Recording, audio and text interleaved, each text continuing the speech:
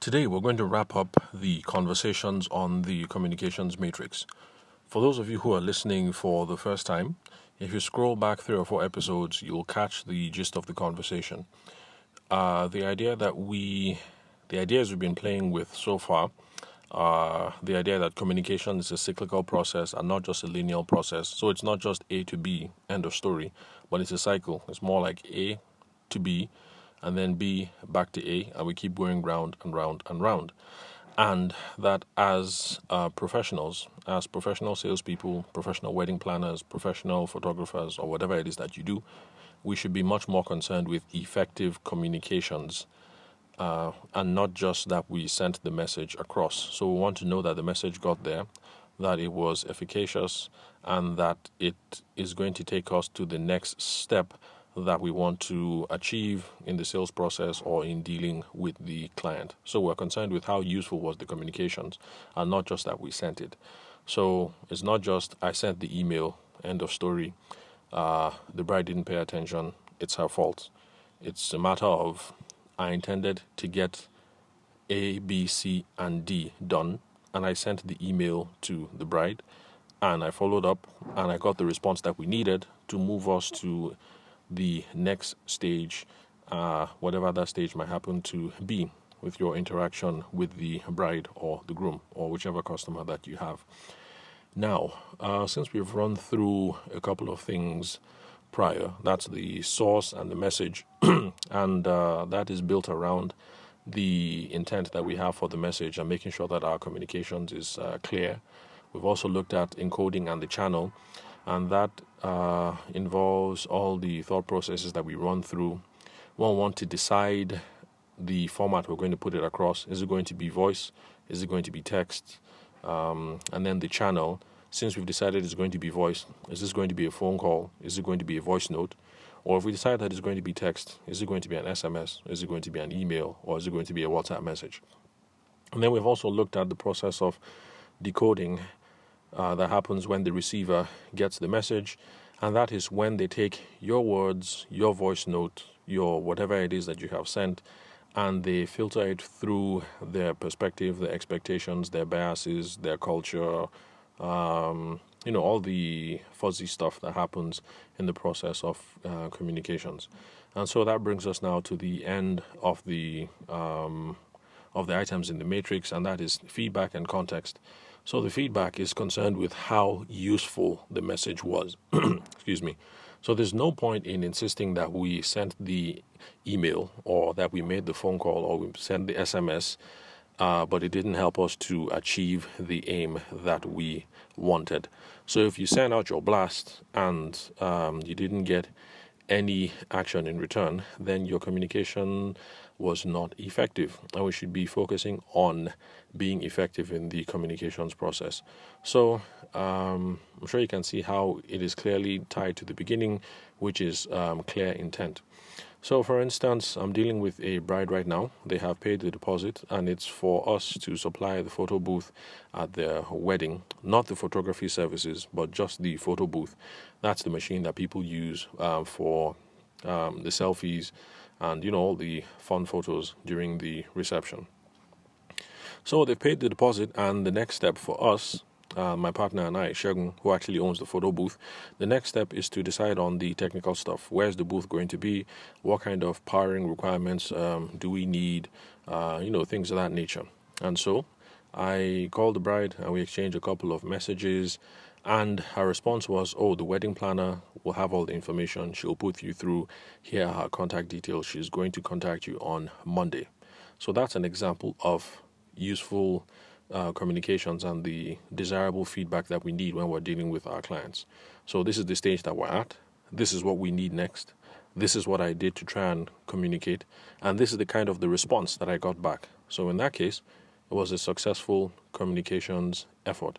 So we should always be focusing on how useful and the efficacy of the whole process. That's the only thing that we should focus on. So you can't just say, I sent the message, there was no response, so anyhow, on Saturday we'll go there, or whatever it is we see, we'll just run it any which way. So we should be much more concerned not just with fulfilling all righteousness, I've done my part, but we should be concerned with making sure that our communications efforts are effective, that we achieve our purpose, achieve our goal. And okay, so apart from feedback, the context is the context of the communications is the final element in the matrix that we're going to look at, and the context is all that soft stuff, the environment and the situation of the conversation. You've been listening for a while, then you'll remember the example that I gave of the elderly Yoruba couple that I was dealing with. The man who was, I think at the time he was over 70. At the time I was just a little over 30, and I referred to the man while talking to his wife. I referred to him as, I spoke about him as your husband. And then the wife had a really big blowout, and she shouted and she kept on going like, what do you mean? You should address him with respect. We have grandchildren that are older than you and blah blah blah. You call him daddy. How can you say your husband? Blah blah blah blah blah. So these are the soft kind of things that we're looking at when we talk about the context of the communications.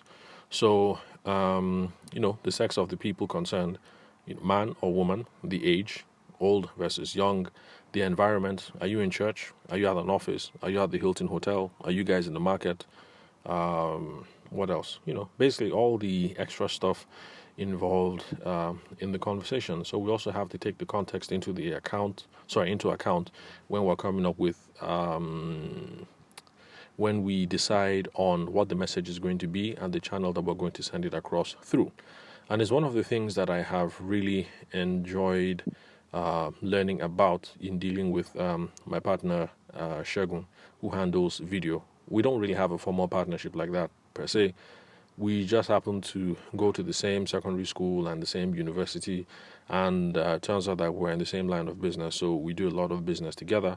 So I've noticed that for him and his whole crew, this is something that they're really good at. So if they get into a posh setting, everybody's on top of their game, and they're all posh, and they use proper grammar, right English, and everything.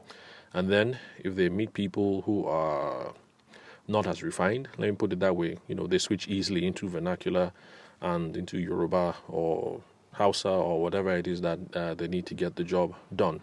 So it's not being fake or being inauthentic. It is just adapting to the context and the environment of the conversation, and so that determines how you move forward from there. So with that, we'll wrap it up on the communications matrix, all the things that you need to take into account when coming up with your message. I'll just repeat something that I've said over and over again. Now, for those of you who are professionals in the business, professional communicators, media people, you study mass communications or what have you, you're going to say that all the elements I've looked at were greatly abridged. And yes, that is true. I'm only just speaking about these elements because I think that is all the common man really needs to know anyway. And when I say common man, I mean people like you and me. That's those of us who are not communications professionals, we're not in the professional media space. So I think this is pretty much everything we need to know to be effective, or to look at communications in a new perspective that will allow us to be effective. So there are other elements. If you are interested, go over on the internet or speak to your younger brother or sister who is still in school. If they are studying mass communications, you can have a look at their notes and you get to discover what the other elements are. But bear in mind that the most important thing that my old man tried to pass across to me at the time, and what I'm trying to pass across to you guys right now, if you're not familiar with the idea, is that communications is cyclical and not linear. So you are not just sending an arrow from A to B, but you are sending a loop from A to B.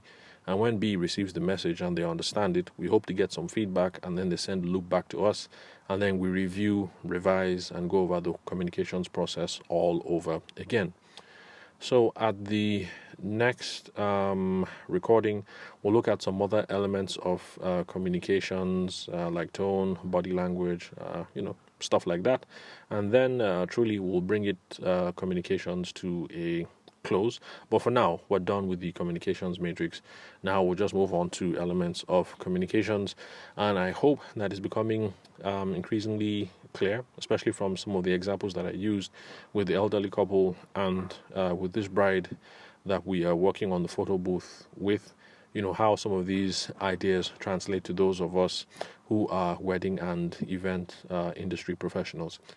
So thank you very much for listening to the Sales for the Nigerian Wedding Industry podcast. I'm your host, Abuja-based event and wedding photographer, Tavishima Ayede. I will catch you guys at the next recording.